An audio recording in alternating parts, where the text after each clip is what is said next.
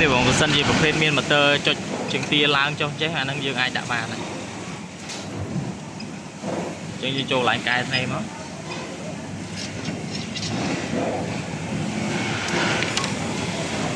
នេះយើងមានអារូបម៉ែត្រជើងទាហ្នឹងរូបជើងទាឲ្យម៉ែត្រហ្នឹងយើងចូលកន្លែងហ្នឹងមកដូចថាឥឡូវយើងចង់បានថ្នេរមួយណាខ្ពស់បើដល់គោលដៅហ្នឹងមួយមកយើងសេវមកយើងសេវឲ្យវាអូខេលោតក្រហមអញ្ចឹងមកយើងដើរទៅយើងចង់បានគោលដៅប្រហែលអញ្ចឹងវាដាក់ឲ្យអញ្ចឹងយើងចង់បានខ្ពស់